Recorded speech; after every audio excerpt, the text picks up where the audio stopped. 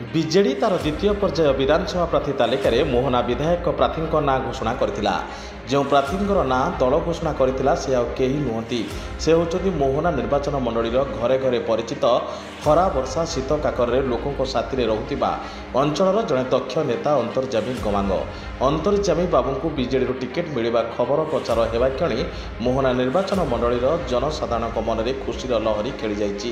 ଲୋକଙ୍କ ପ୍ରତି ଥିବା ସେବା ଓ ଭଲ ପାଇବା ଦେଖି ଦଳ ତାଙ୍କୁ ଭରସା କରି ଟିକେଟ୍ ଦେଇଥିବାରୁ ସେ ପ୍ରଥମେ ଦଳର ସୁପ୍ରିମୋ ନବୀନ ପଟ୍ଟନାୟକ ଓ 5T ଅଧ୍ୟକ୍ଷ VK ପାଣ୍ଡିଆନଙ୍କୁ ଧନ୍ୟବାଦ ଦେବା ସହିତ ରବିବାର ଦିନ ସେ ଗଞ୍ଜାମ ଜିଲ୍ଲାର ପୁରୁଷୋତ୍ତମପୁରରେ ଥିବା ଅଧିଷ୍ଠାତ୍ରୀ ଦେବୀ ମା ତାରାତାରିଣୀଙ୍କ ଓ ଜଳେଶ୍ୱର ଖଣ୍ଡି ଗ୍ରାମର ଦକ୍ଷିଣକାଳୀ ପୀଠକୁ ଯାଇ ମାଙ୍କ ଦର୍ଶନ କରି ଆଶୀର୍ବାଦ ଭିକ୍ଷା କରିବା ସହ ମୋହନାବାସୀଙ୍କର ଶୁଭକାମନା କରିଥିଲେ।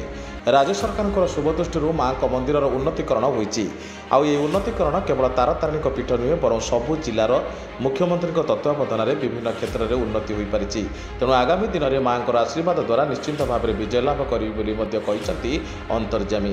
ଅନ୍ତର୍ଯାମୀଙ୍କ ସହ ତାଙ୍କ ବହୁ ସମର୍ଥକ ମଧ୍ୟ ମନ୍ଦିରରେ ପହଞ୍ଚି ମାଙ୍କୁ ଦର୍ଶନ କରିଥିଲେ।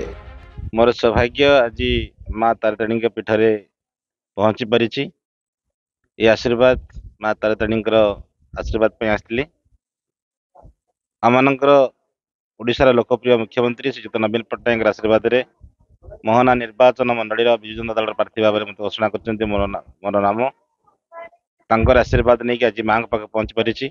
निश्चित भाव में ओडिशार लोकप्रिय मुख्यमंत्री नवीन पट्टनायक विकास वार्ता को घरे घरे पहुँची गाँ गाँव पहुँची प्रत्येक अंचल पहुँची साधारण जनता ग्रामांचल बसवास कर साधारण गरीब श्रेणी लोक ओडिशा सरकार जनहितकार योजना गुड़िक घरे घरे पहुँचेबा निश्चित भाव में बहुत संख्यार विजय हासिल करूँ या मोर दृढ़ निष्पत्ति। निश्चित भाव में माननीय मुख्यमंत्री आशीर्वाद नहीं बहुत खुशी अच्छी आज चेष्टा करी मोर से निर्वाचन मंडली साधारण जनता भोटर भाई भाई मान आशीर्वाद सहयोग विश्वास आस्था प्रकट करी मुझे जीतिक आसबि ताले निश्चित भाव में माननीय मुख्यमंत्री नवीन पट्टनायक षष्ठथर मुख्यमंत्री गोटे सिपाही भाव में सहयोग करी या मोर आज माँ तारातारिणी माँ पाखे मोर सौभाग्य लाभ कर।